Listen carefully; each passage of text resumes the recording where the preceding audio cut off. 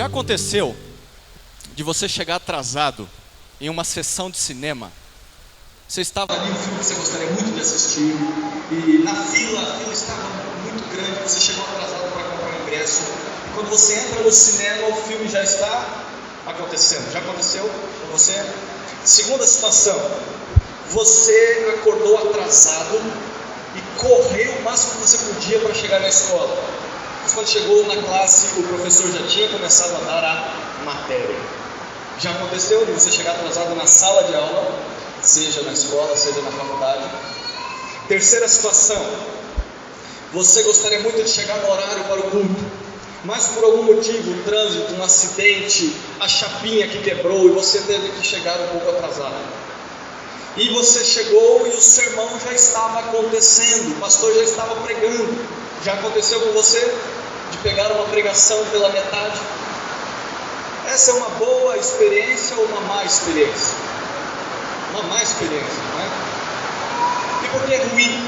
É terrível você perder o começo de um filme, o começo de uma aula, ou o começo de uma pregação, porque nós, se não entendermos o começo, dificilmente vamos entender o restante da história. Dificilmente vamos entender a conclusão da história, porque não pegamos o princípio da história. Por isso, para que possamos entender o Antigo Testamento, nós precisamos entender o seu começo. Qual é o começo do Antigo Testamento? Gênesis.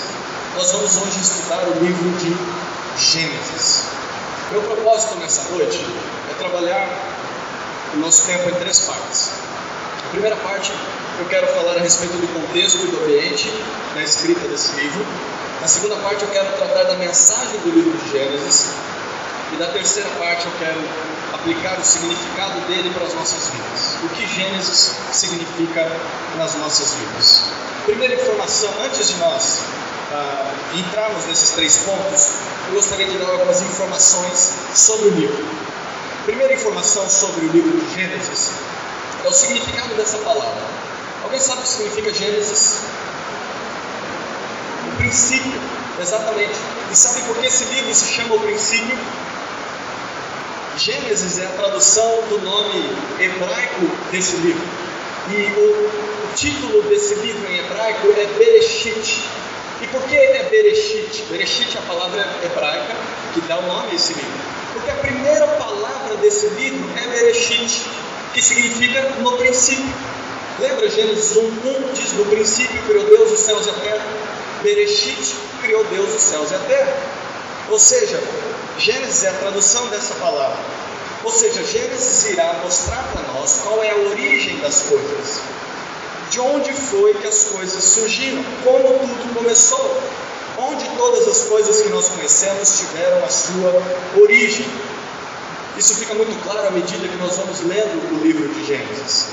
Ao ler o livro, nós aprendemos sobre a origem de várias coisas, muito importantes para que a gente compreenda o mundo em que vivemos, para que compreendamos o Deus que se revela na Bíblia, para que compreendamos o próprio homem, para que compreendamos o plano de salvação.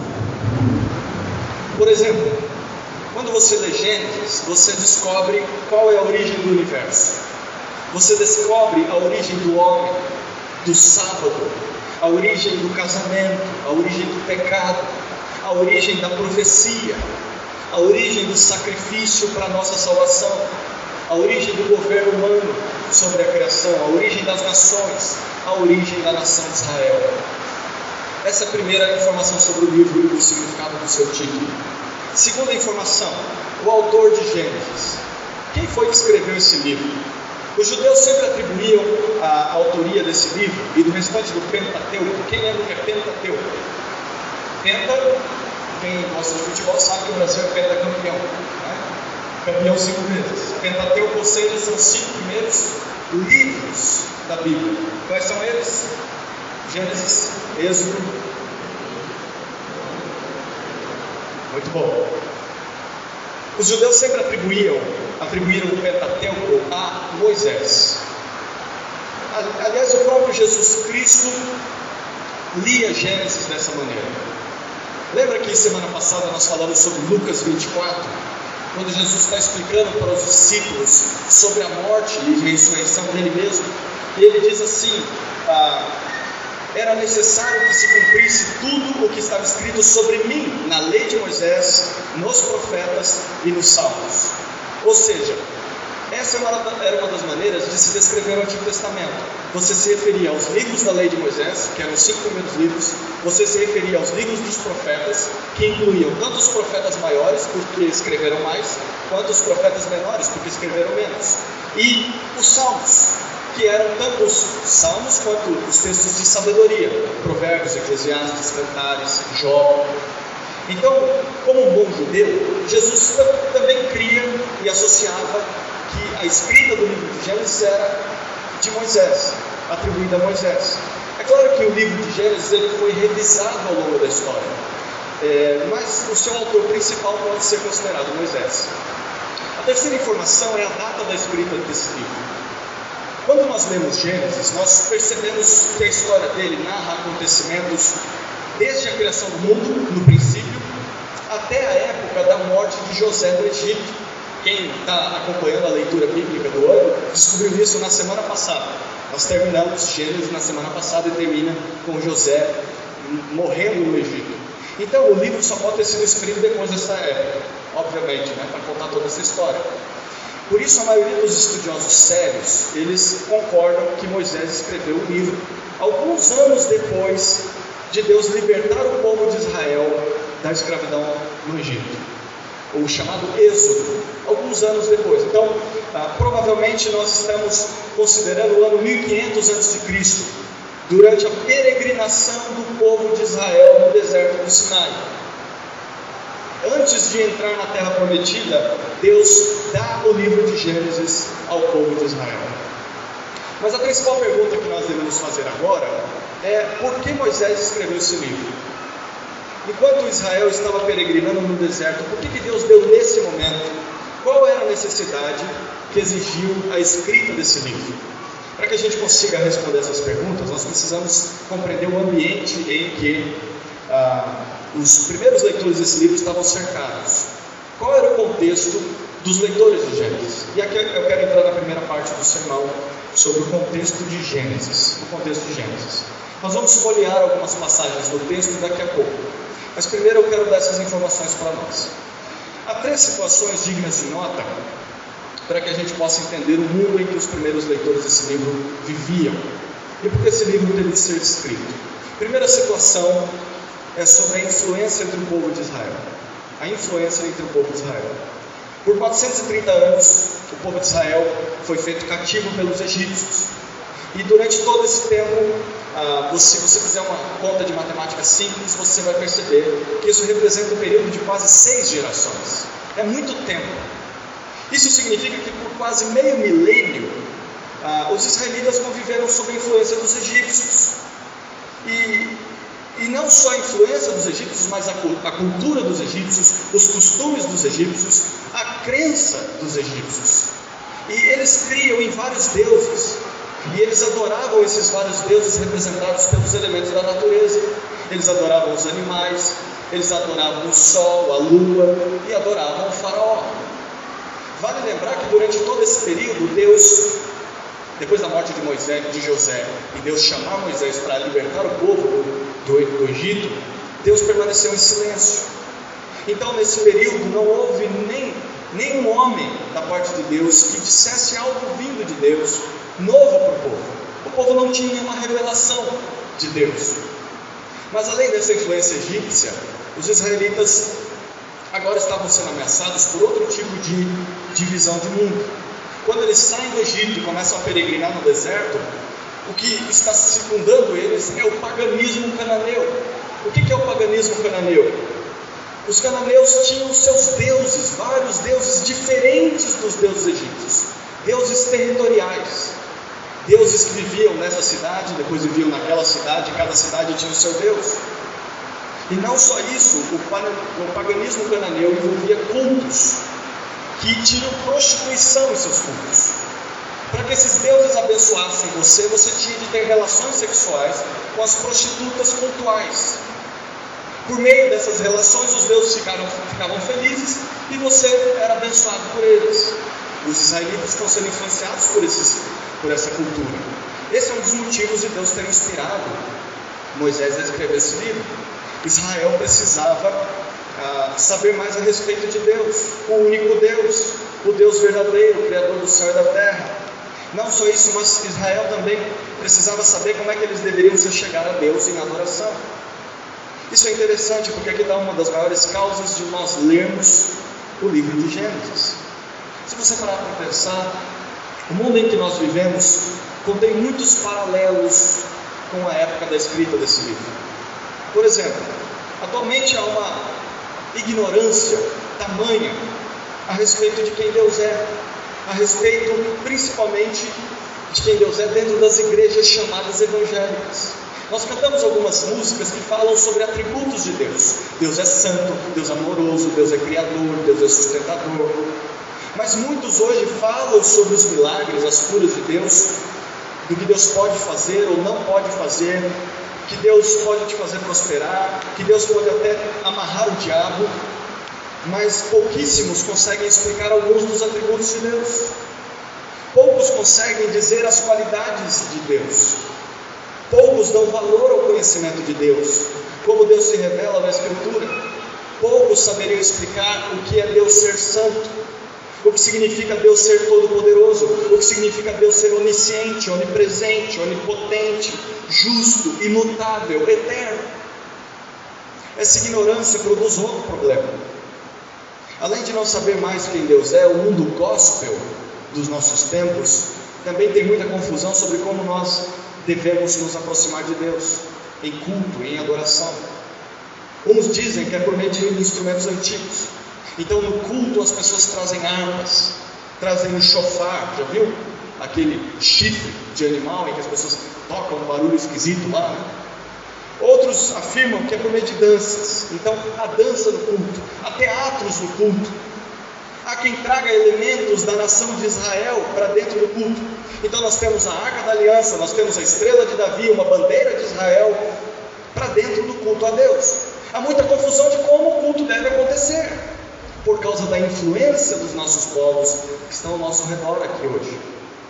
Tirando isso, há elementos pagãos e do misticismo dentro da mentalidade evangélica. Por exemplo, a unção de objetos. Ela entrou na igreja, mas não é bíblica. Ela vem da influência religiosa do nosso redor. Nós temos a oração sobre fotos de pessoas. Graças a Deus ninguém me trouxe uma foto ainda de alguém para orar aqui, que eu vou orar por quem está trazendo a foto, não pela foto. Posso orar por essa pessoa, mas não por causa da foto. Aquele copinho com água do lado da televisão, sabe? Isso é influência mística, pagã, de fora, sendo introduzida para dentro da igreja. Essa é a primeira situação no contexto desse livro. Israel vivia sob a influência de povos idólatras, povos pagãos, e por isso Gênesis foi escrito para mostrar para os seus leitores quem Deus é, e como o homem pode e deve se aproximar dele para adorá-lo.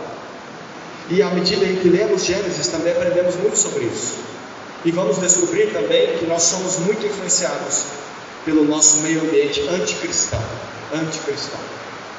Segunda situação no contexto de Gênesis são os pecados do povo de Israel. Os pecados do povo. Por causa dessa influência dos vizinhos, Israel acabou caindo em pecados gravíssimos. Até mesmo em alguns momentos, depois de serem libertos da escravidão. Eu quero destacar pelo menos 3 pecados aqui. Primeiro pecado, murmuração. Ao ler Êxodo e Números, nós vamos perceber isso. O povo murmurava contra a forma com que Deus agia com ele. E ao invés de demonstrar gratidão porque Deus tinha escolhido Israel, porque Deus os tinha liberto da escravidão do Egito, porque eles eram um povo exclusivo do Senhor, por causa das bênçãos que Deus prometia a eles, aquele povo olhava só para as circunstâncias presentes e reclamava de Deus, e se esquecia de todo o restante que Deus já tinha feito. Então Gênesis foi escrito para lembrá-los quem é Deus, quem foi que libertou eles, e também quem são eles. Eles são o povo de Deus. Eles precisam lembrar de tudo o que Deus já havia feito por eles, mesmo antes deles terem nascido, o que Deus fez com seus pais. E durante toda essa história Deus preservou o seu povo, apesar das dificuldades. Eles precisavam lembrar disso. Segundo pecado no meio do povo era a idolatria. Esse era um combo: idolatria que era associada à imoralidade. A idolatria de Israel levava Israel à imoralidade. Eles se deixavam influenciar pela idolatria cananeia, egípcia, e com isso eles praticavam a idolatria e imoralidade sexual. O Senhor era o único digno de adoração, mas mesmo assim Israel era seduzido pelas crenças e pelas práticas dos seus contemporâneos. E por que eles faziam isso? Porque essas religiões, elas prometiam prosperidade na terra. Então, se você rendesse um culto a um deus cananeu que habitava naquela região, se aquele culto fosse correto, aquele Deus daria chuva, ele daria colheita, ele alimentaria o seu gado, ele faria você ter dinheiro no bolso. E Israel foi tentado a fazer esses cultos em adoração a esses deuses da fertilidade.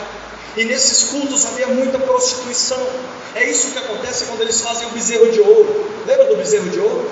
Não, o problema não era só o bezerro de ouro. Eles estavam cultuando como os cananeus. Eles estavam se inflamando em imoralidade. Gênesis foi escrito para trazer o povo de volta à consciência de quem Deus é, e de como Deus deseja que o seu povo seja santo e adore somente a Ele. Terceiro pecado no meio do povo: a incredulidade. Esse talvez era o pior pecado ao qual esse povo se rendia. Eles não acreditavam nas promessas de Deus, especialmente nas promessas da terra prometida, da herança da terra. Aliás, foi por isso que a primeira geração não entrou em Canaã. Você lembra que Israel peregrina por 40 anos no deserto? E por que isso acontece? Era o caminho de apenas um ano, e olhe lá, menos do que isso. Alguns afirmam que era de 40 dias. E por que Israel caminha por 40 anos? Sabe por quê? Abre a sua Bíblia em Hebreus capítulo 3, versículo 19. Hebreus capítulo 3, versículo 19. Desse modo, vemos que não puderam entrar na terra prometida, está falando daquela geração, por causa da incredulidade. Aquele povo havia recebido leis e decretos de Deus como termos da aliança de Deus com o povo. Se o povo obedecesse, Deus daria bênção a eles, mas a desobediência traria maldições prescritas pela própria lei. Obedecer a palavra de Deus exigia a fé desse povo. Exigia a fé porque a grande maioria das circunstâncias parecia ir contra as promessas de Deus. Por exemplo, os cananeus pareciam ser povos impossíveis de serem conquistados. Eles eram muito fortes, poderosos, numerosos. Segundo, a prática deles de garantir a prosperidade da terra parecia muito eficaz. Quando um cananeu fazia um culto a um deus da sua terra, chovia. Era impressionante, e o israelita olhava para isso e falava: parece que está certo. Terceiro, eles não tinham estoque de alimento, não tinham estoque de água durante os 40 anos. Então vira e mexe, eles olhavam para os cananeus, eles olhavam para o deserto, eles olhavam para a falta de chuva, olhavam para a falta de comida, e não criam nas promessas de Deus, e diziam: é impossível, Deus não vai cumprir o que Ele prometeu. E quem são abençoados são os outros povos, e não nós. O livro de Gênesis foi escrito para mostrar que Deus criou todas as coisas por meio da sua palavra, e por meio da sua palavra Deus também preserva todas as coisas e preserva um povo e cumpre as suas promessas a esse povo. Por isso, mesmo em meio à dúvida, eles podiam confiar na palavra poderosa de Deus. Essa é a segunda situação em que viviam os leitores de Gênesis. Eles pecavam em murmurar contra Deus, em se deixar levar pela idolatria e imoralidade sexual, e por não crerem nas promessas do Senhor. Com certeza nós temos esses pecados tão presentes em nossos dias, sim ou não? A igreja brasileira murmura tanto, é tão incrédula, é tão imoral, idólatra. Não só os descrentes, mas nós vemos isso dentro da igreja. Ao ler Gênesis, nós somos confrontados por Deus contra esses pecados e tantos outros. Terceira situação do contexto: a crença dos vizinhos de Israel. Aqui aqueles que gostam mais de ciência vão curtir essa parte. Além de tudo isso que eu falei, Israel estava cercado por inúmeras teorias da criação do mundo. Os egípcios eles adoravam o Deus Sol. Eles criam que tinham sido criados por meio das lágrimas do Deus Sol. Esse Deus Sol chorou um dia e aí o universo foi criado. Os cananeus, era o povo que Israel deveria conquistar e que futuramente se tornaria o seu vizinho. Os cananeus acreditavam em Baal e atribuíam a Baal o ato da criação. Havia também os mesopotâmios, que geraram duas nações que depois foram inimigas de Israel, a Babilônia e a Assíria. Vieram dos mesopotâmios. Eles acreditavam que o universo foi criado por causa de uma guerra entre os deuses. Cada povo tinha sua teoria da criação do mundo. Por essa razão, Deus decidiu então dar ao seu povo um relato exato de como tudo começou. Gênesis descreve a verdade sobre a criação do universo. Logo, de certa maneira, o livro de Gênesis também era um livro apologético, um livro de defesa da fé, que tinha a intenção de ensinar os israelitas sobre a verdade, sobre a criação, e servir de base para que eles pudessem defender a sua fé diante das outras crenças. Esse ponto aqui é muito importante nos nossos dias, especialmente para aqueles jovens envolvidos no mundo universitário. A linha de ensino adotada pela maioria dos professores, seja na escola ou seja na faculdade, é a teoria do Big Bang e a teoria da evolução. Você já ouviu falar sobre isso, obviamente. Quem já ouviu falar? Em resumo, eles afirmam que o universo ele surgiu a partir de uma sopa cósmica composta de alguns elementos químicos que provocam uma explosão tão grande, capaz de criar um universo tão rico, belo e complexo, que é esse universo em que nós vivemos. E a essa explosão se dá o nome de Big Bang. Após isso, alguma forma de vida surge na Terra e ela passa a evoluir e passa a se multiplicar, e esse processo de evolução e procriação seria o processo responsável por nós termos tantos seres vivos diferentes na Terra. E é desta evolução que o homem surge. O homem surge a partir de um macaco primitivo, o Homo sapiens. Já ouviu falar disso? Pois é.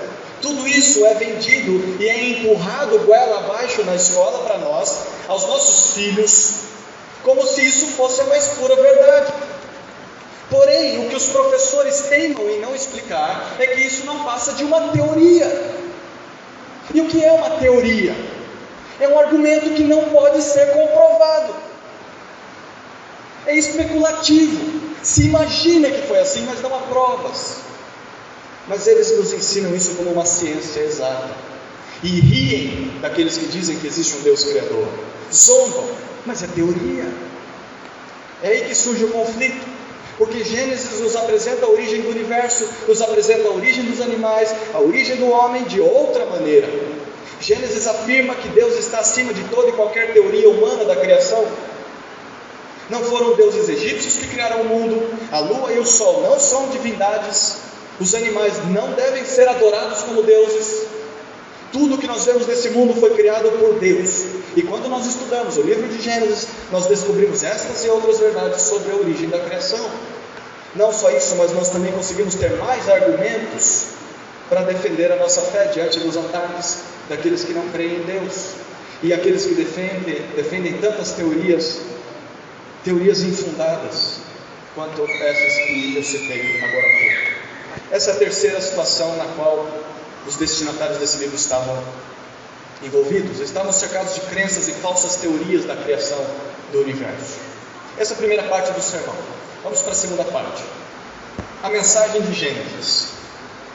Por causa dessas três situações que eu citei no primeiro ponto, a influência na mente egípcia, da mente egípcia dentro do povo de Israel, o próprio pecado de Israel, as crenças equivocadas dos seus vizinhos, o livro de Gênesis naturalmente se divide em duas partes principais.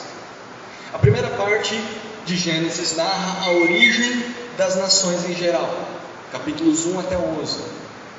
Primeira parte de Gênesis, a origem das nações, capítulos 1 a 11. A segunda parte de Gênesis, a origem da nação de Israel, capítulo 12 até 50. Nós vamos olhar primeiro a primeira parte, obviamente, a origem das nações em geral. Capítulo 1 a capítulo 11 de Gênesis, o autor se preocupa em descrever os eventos principais que ocorreram por volta dos 2000 primeiros anos da história. De Gênesis 1 a Gênesis 11, nós temos a narrativa de 2000 anos, desde a criação do mundo, do universo, até um pouco antes de Deus chamar Abraão. Se você reparar, então, isso coloca por terra a ideia de que o universo tem milhares e milhares e bilhões de anos. Se você crê na Escritura, a linha de tempo é de 2000 anos. O mundo em que nós vivemos não é um mundo antigo, é novo, é jovem, mas ele tem cara de antigo. Pois é, Deus poderia ter criado com cara de antigo, mas ele é recente. Gênesis nos mostra isso. 2000 anos de história, do capítulo 1 até o capítulo 11. Então, nesses blocos de capítulos, a intenção do autor não é entrar tanto em detalhes, mas é tratar de temas importantes para que possamos compreender o mundo em que vivemos. E ao fazer isso, ele fala de 4 temas principais. Primeiro tema, capítulos 1 e 2 de Gênesis: a criação. A criação. Moisés narra como tudo começou, como Deus criou o universo, como Deus criou o céu, a terra, os animais, o homem, enfim, e como Deus fez isso pelo poder da sua palavra. Abra em Gênesis 1, versículo 1: Bereshit bara Elohim be'eretz. Acabei de falar em hebraico. No princípio, Deus criou os céus e a terra. O que o livro de Gênesis nos ensina nesses capítulos? Deus vai se revelando ao leitor a partir de Gênesis 1:1. E nós vemos o poder e a sabedoria de Deus em criar um mundo perfeito, um mundo harmonioso. Segundo tema desses capítulos, a queda. A queda. Capítulos 3 e 4 de Gênesis. Nós vemos a descrição do universo de Deus criado como algo muito bom. E nos capítulos 3 e 4 de Gênesis nós descobrimos como esse mundo muito bom se transformou no mundo em que nós conhecemos e vivemos hoje. Em especial capítulo 3, versículos 6 e 7. Olha o que nos dizem esses versículos. Gênesis 3, 6 e 7. Então, vendo a mulher que a árvore era boa para dela comer, e agradável aos olhos, e desejável para dar entendimento, tomou do seu fruto, comeu e deu dele a seu marido, que também comeu. Então os olhos dos dois foram abertos e ficaram sabendo que estavam nus. Por isso entrelaçaram folhas de figueira e fizeram para si aventais. Moisés narra como o pecado entra no mundo e o estrago que o pecado causa na primeira família da terra. O estrago que o pecado causa tanto em Adão e Eva quanto nos seus filhos Caim e Abel. Enquanto isso, Deus revela um pouco mais sobre as suas características ao leitor. Deus mostra o seu amor, Deus mostra a sua misericórdia em não nos destruir imediatamente quando pecamos. E mesmo em meio a um justo juízo contra o pecado, Deus ainda nos dá chances de arrependimento, Deus nos dá meios para que sejamos perdoados. Terceiro tema dessa primeira parte, nós aprendemos sobre o dilúvio. Hoje não está como dilúvio. Se estivéssemos, estaremos mortos. Capítulo 5 de Gênesis até capítulo 9. Por causa da queda, o ser humano foi de mal a pior. E Deus, por ser um Deus santo, um Deus justo, teve de agir em punição ao pecado. Esse trecho do capítulo 5 até 9 mostra como, por sua misericórdia, Deus preservou a raça humana de uma aniquilação total por meio da família de um homem chamado Noé. É isso que nós lemos no capítulo 6, versos 17 e 18. Olha o que diz esse trecho. Capítulo 6, versos 17 e 18. Deus diz a Noé: porque estou trazendo o dilúvio sobre a terra, para destruir de debaixo do céu todo ser em que há fôlego de vida. Tudo o que há na terra expirará. Mas estabelecerei contigo a minha aliança. Tu entrarás na arca e contigo teus filhos, tua mulher e as mulheres de teus filhos. Deus decide preservar Noé e a sua família desse dilúvio. Aqui Deus revela a sua justiça em punir o pecado, mas também mostra a sua bondade em preservar a raça humana. Quarto tema dessa primeira parte, a origem das nações. Capítulo 10 e capítulo 11. Aqui o foco de Moisés é explicar como de uma só família, a família de Noé, todas as nações da terra surgiram. No mundo todo, a origem de todos os povos. E como eles acabaram se espalhando por toda a terra. Capítulo 10, verso 32, olha o que diz. Essas são as famílias dos filhos de Noé. segundo suas gerações, em suas nações. A partir delas dispersaram-se as nações na terra depois do dilúvio. Nesse trecho nós vemos qual a origem das nações. E nesses 2 capítulos Deus revela a sua soberania em cumprir o seu plano apesar da desobediência humana. Essa é a primeira parte do livro de Gênesis. Ele narra a respeito das origens das nações em geral. A segunda parte fala a respeito da origem da nação de Israel. E você percebe que o autor gasta mais tempo para falar sobre Israel. Capítulo 12 até capítulo 50. A história de Israel começa com um homem chamado Abraão. Abraão era a pessoa de quem os israelitas eram descendentes. Os judeus são descendentes. Como de costume em Gênesis, Moisés ele sai do geral, ele falou sobre a criação de todas as coisas e entra agora no específico. O objetivo dele agora é falar a respeito não de eventos, mas de personagens principais na história de Israel. E para fazer isso, ele para de correr na linha do tempo. Lembra que de Gênesis 1 a 11, quantos anos são narrados? Quantos anos? 2000 anos. Agora de Gênesis 12 a 50, 300 anos são narrados. O ritmo diminui muito. E nesses capítulos é como se Moisés desse um zoom na câmera, sabe? Para focar em alguns detalhes específicos desses 300 anos. É óbvio que ele não vai narrar sobre a história de todos os precedentes do povo de Israel, mas de maneira bem intencional Moisés fala a respeito de 4 personagens em especial. O primeiro personagem é Abraão, e ele fala sobre Abraão do capítulo 12 até o capítulo 25, versículo 18. Ele gasta esse trecho falando sobre Abraão. Na verdade, dos capítulos 12 a 50, em resumo, Moisés fala sobre a família desse homem. Mas, nesse primeiro trecho, Moisés narra como Deus chamou Abrão. Antes ele chamava Abrão, não Abraão, eu já vou explicar porquê. Como Deus chamou um homem chamado Abrão, de uma terra e uma família pagã e idólatra, e Deus transforma esse homem no chamado pai da fé, sob a promessa de uma descendência que abençoaria o mundo todo. Nós descobrimos isso em Gênesis 12, 1 a 3. Olha o que diz esse trecho. Gênesis 12, de 1 a 3. E o Senhor disse a Abrão: sai da tua terra, do meio dos teus parentes e da casa de teu pai, para a terra que eu te mostrarei. E farei de ti uma grande nação. Te abençoarei e engrandecerei o teu nome, e tu serás uma bênção. Abençoarei os que te abençoarem, e amaldiçoarei quem te amaldiçoar. E todas as famílias da terra serão abençoadas por meio de ti. Abrão, com um A só, significa pai exaltado. Um pai que vai receber adoração. Ironicamente, Deus não dá filhos para Abrão. A sua mulher é estéril. Com o tempo, Deus diz: olha, Abrão, eu vou fazer você pai de multidões. Dos seus filhos procederão reis, nações. Mas ele é o pai que não tem filhos, o pai exaltado que não tem filho nenhum. E aí no meio da sua história, nós lemos esse trecho hoje, no início do culto, Gênesis 17, Deus muda o seu nome para Abraão. Uma letrinha a mais, que em hebraico muda o significado do nome de Abrão. Antes ele era o pai exaltado que não tinha filho nenhum. Agora Abraão significa pai de nações, de multidões. E Deus promete isso.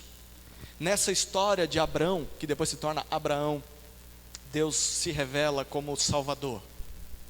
Porque Deus dá os primeiros passos do seu plano de redenção, que vai alcançar todas as nações da terra. Segundo personagem desse trecho é Isaac. E nós lemos muito pouco sobre Isaac.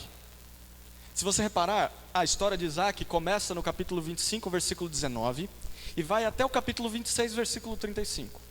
Poucas palavras para falar de Isaac. É uma curta história. Moisés não conta muito sobre a sua vida, mas somente sobre o seu nascimento, o nascimento do seu filho Jacó, de como Isaac caiu no mesmo pecado do pai. Ele mentiu a respeito da sua esposa, dizendo que ela era sua irmã, para preservar a sua vida. Interessante isso, né? O texto pouco curto ressalta um erro da vida de Isaac. Capítulo 26, versículos 6 e 7, olha o que dizem. Capítulo 26, versículos 6 e 7. Assim, Isaac habitou em Gerar. Então os homens do lugar perguntaram-lhe acerca de sua mulher, e ele respondeu: é minha irmã.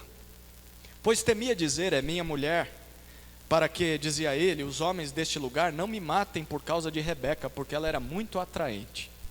Isaac, um dos pais da nação de Israel. Que terrível, né? E ele fez a mesma coisa com o pai dele. Abraão também já tinha feito isso 2 vezes. 2 vezes. Os homens de Deus também foram falhos. Interessante, né? Diante dessa história triste, Deus revela a sua fidelidade. Porque quem preserva Rebeca é Deus. O seu marido a abandona e Deus a preserva. Deus restaura Isaac. Deus continua fiel nas suas promessas, apesar das falhas do seu povo. Mesmo que o homem tente estragar tudo, Deus continua sendo fiel àquilo que prometeu. Terceiro personagem da história de Gênesis é Jacó. E aqui nós temos alguns capítulos a mais. Desde o capítulo 27 até o capítulo 36, nós vemos a história de Jacó. E se a história de Isaac já é triste, a história de Jacó consegue ser pior. Nesse bloco, Moisés fala a respeito do enganador, aquele que segura pelo calcanhar, aquele que passa a perna nos outros. É isso que significa Jacó. Jacó é um mentiroso, Jacó é um traiçoeiro, Jacó é um falso. Na sua história, Deus usa todas essas falhas contra ele mesmo. Ele prova do próprio veneno até que se converta, até que ele amadurece. A ênfase nas falhas de Jacó é proposital, porque Deus muda o seu nome. Olha que interessante, uma história bem maluca, esquisita, capítulo 32, versículo 28, uma história em que Jacó está chegando na terra para encontrar com o seu irmão Esaú, depois de anos brigados, e aí de noite ele manda a família ir na frente, e vem um homem no escuro e começa a lutar contra ele, e ele passa a madrugada toda lutando contra esse homem, e esse homem vê que ele vai vencer a batalha, que Jacó vai vencer a batalha, e então esse homem dá um golpe na coxa de Jacó, e Jacó fica manco, o osso dele quebra, e aí esse homem vai embora, e Jacó fala, não, vai embora até que me abençoes. É uma história bem estranha. E aí o texto diz que ele estava lutando contra Deus, era Deus em pessoa ali de alguma maneira. Mas qual que é o propósito disso? Jacó está morrendo de medo de morrer, de encontrar o seu irmão.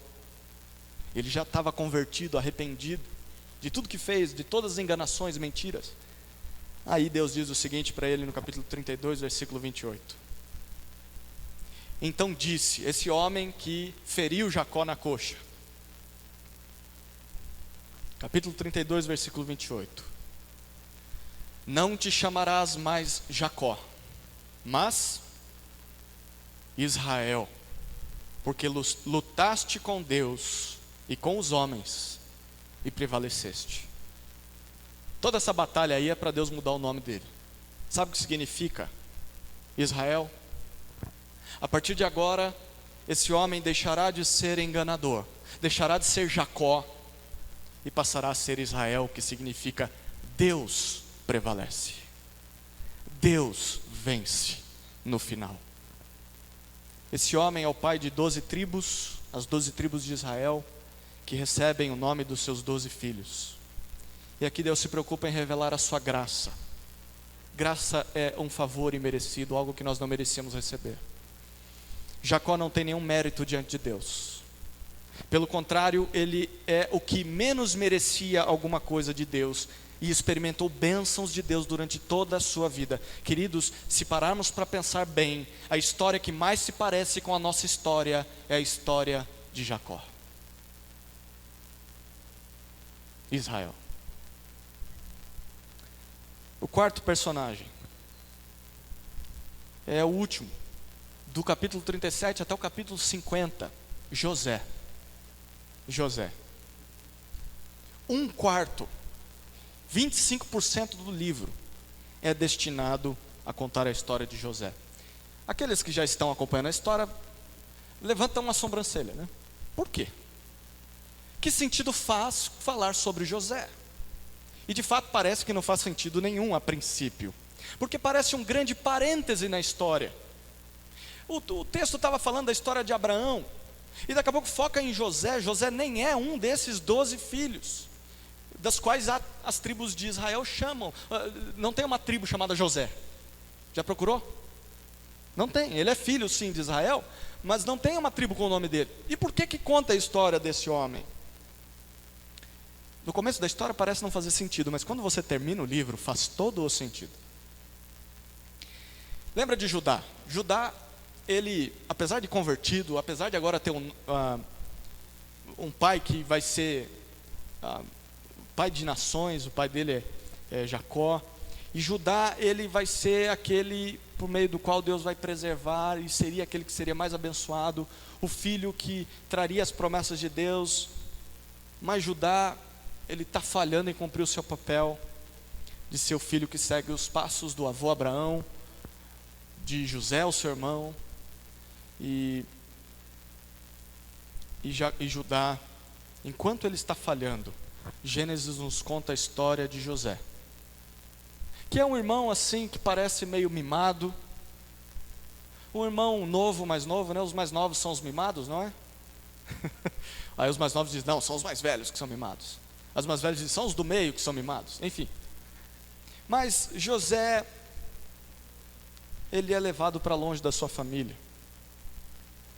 por uma traição dos seus irmãos, e pela bênção de Deus, apesar de tantas injustiças que ele sofre, ele acaba sendo instrumento nas mãos de Deus para preservar toda a raça humana, e isso incluía a família de Abraão, da extinção por causa da fome.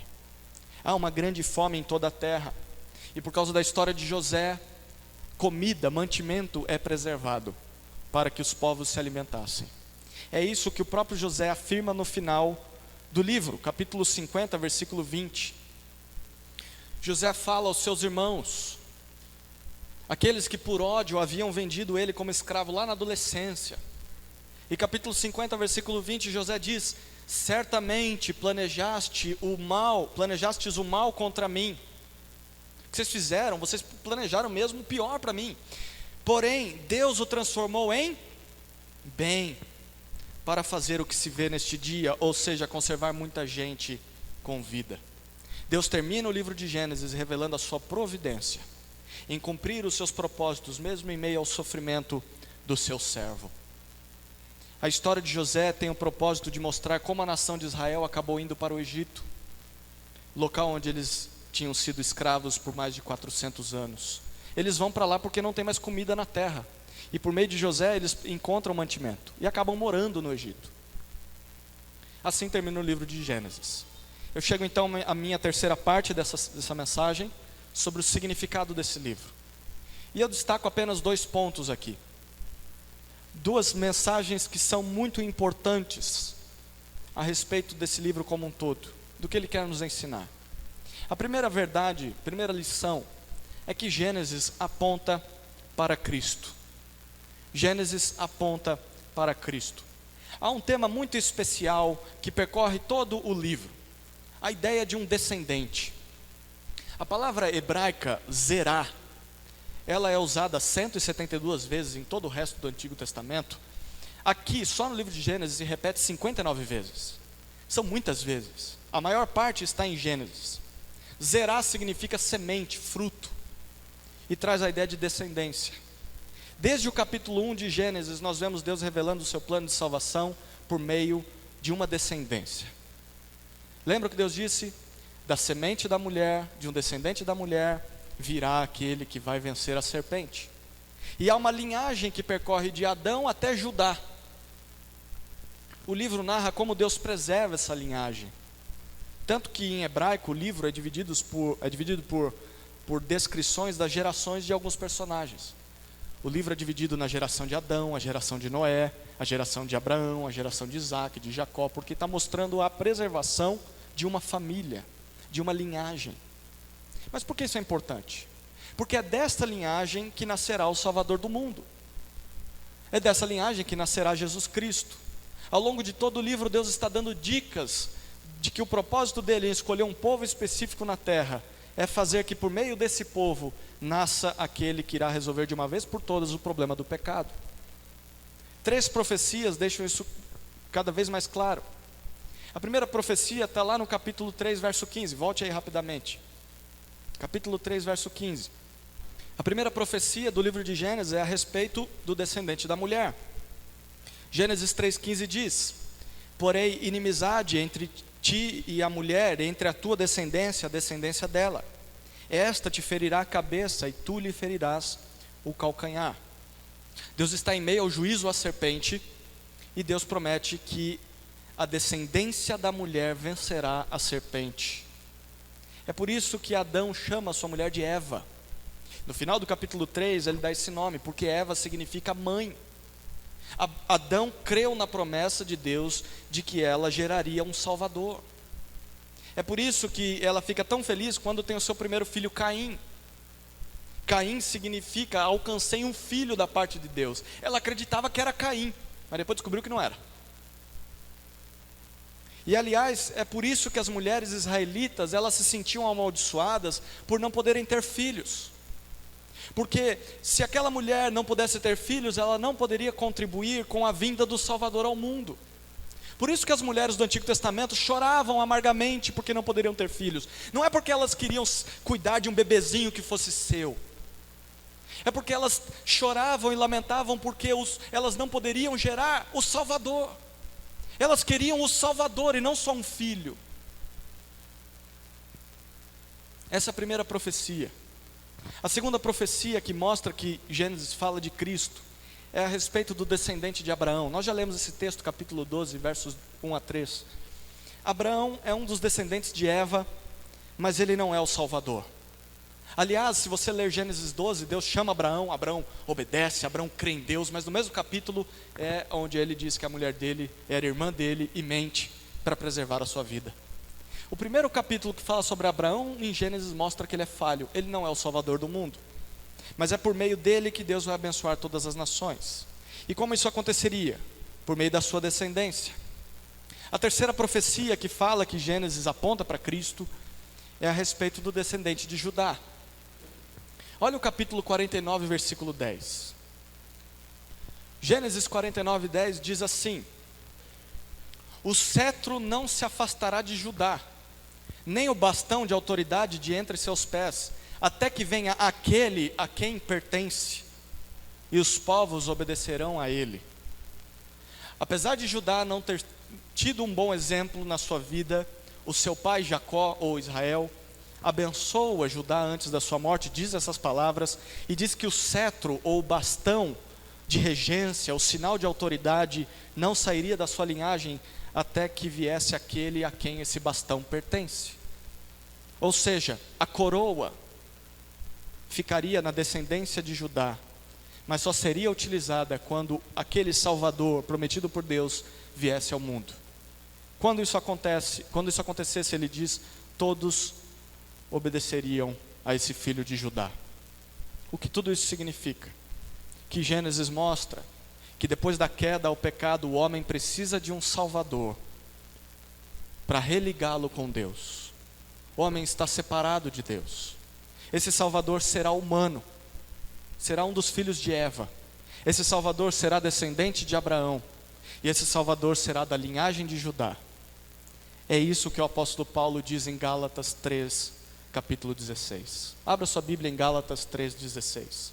Gálatas 3,16 diz assim: assim as promessas feitas a Abraão e a seu descendente, as promessas foram feitas a Abraão e a seu descendente. A Escritura não diz, e a teus descendentes, como se falasse de muitos, mas como quem se refere a um só, e a teu descendente, que é Cristo. Lembra de Gênesis 12, em que Deus disse que abençoaria as nações por meio da descendência de Abraão? Paulo está dizendo que ele não está falando de todos os filhos de Abraão, mas de um filho em específico, e esse filho é Cristo. Em última análise, Gênesis fala de Cristo. Olha aqui como isso é prático. Por isso que as genealogias são importantes. O que são genealogias? São aquelas listas de nomes, sabe? Intermináveis, que dá canseira de ler, com nomes totalmente estranhos que você nunca colocaria no seu filho, no máximo no seu cachorrinho. E olhe lá. Por que tem essa lista de nomes? Para que sentido tem essa lista? Estas listas? Porque essas listas mostram como Deus preservou a descendência dos homens que Ele escolheu para que um dia nascesse Jesus por meio dessa descendência.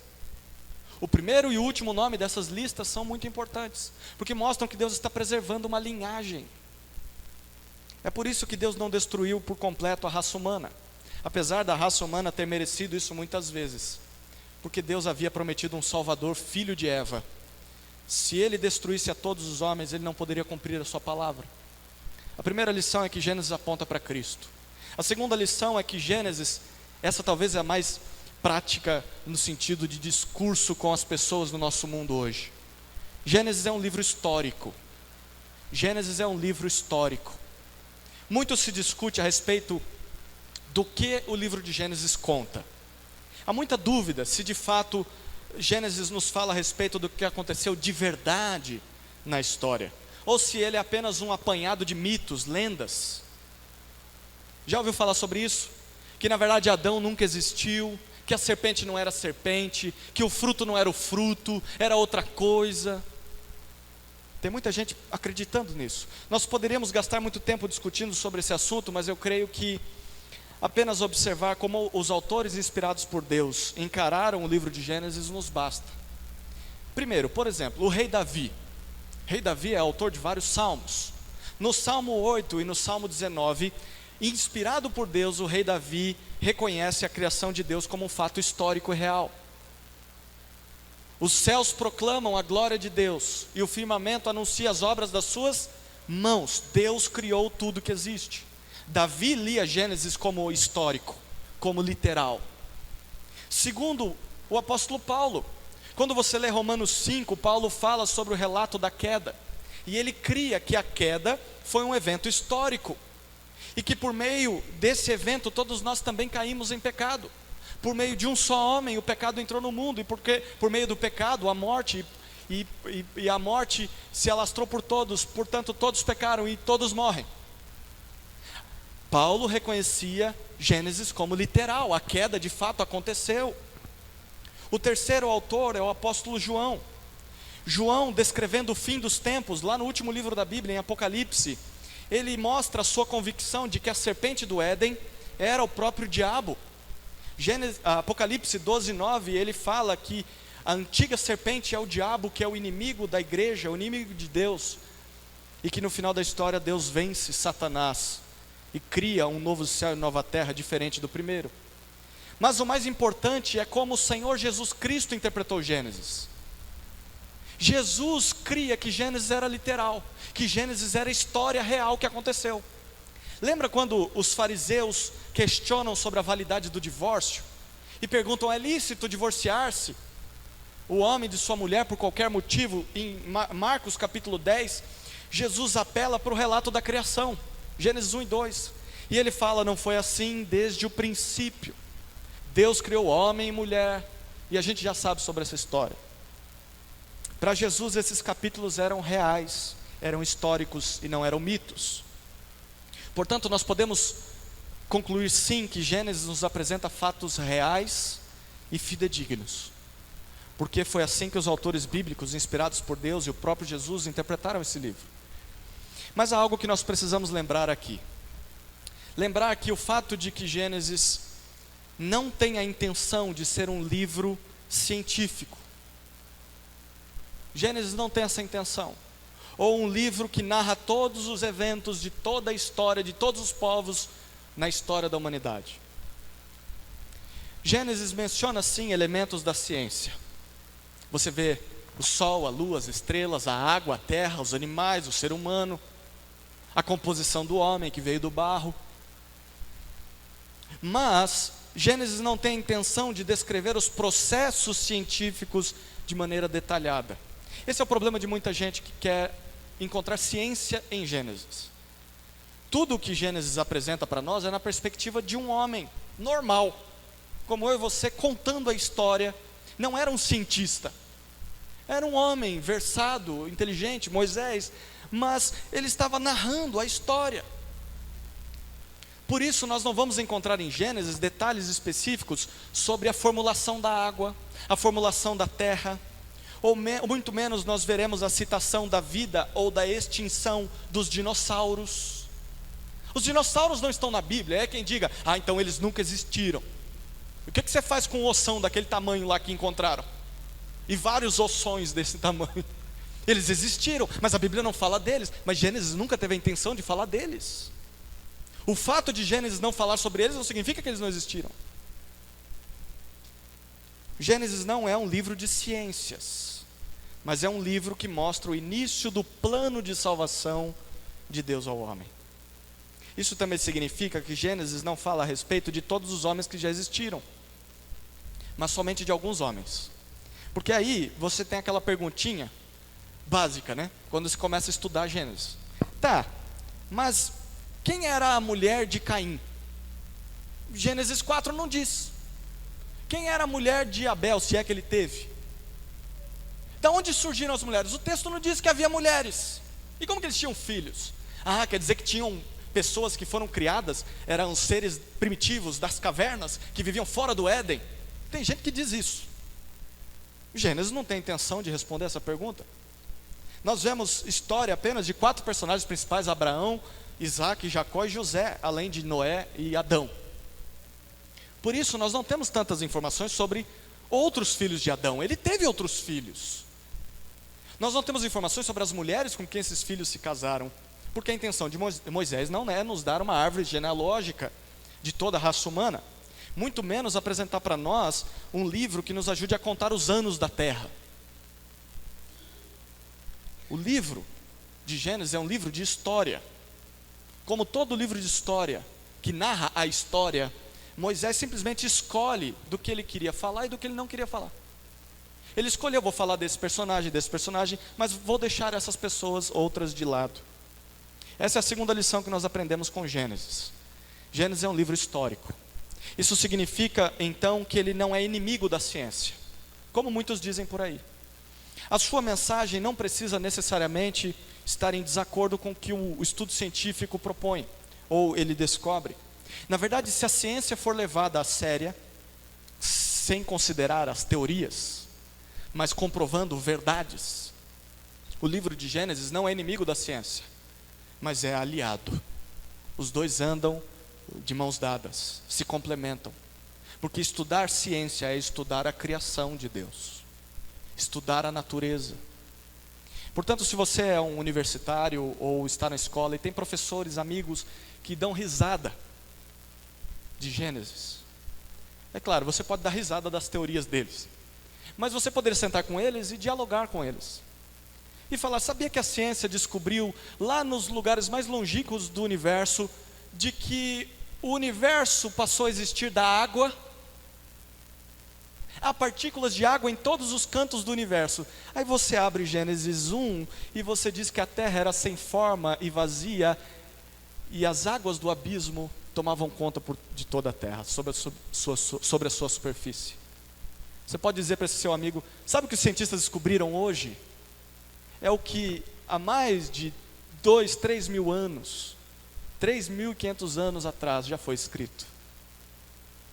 Tudo veio de um local em que só havia água, e dali Deus cria todo o universo. Fantástico, né?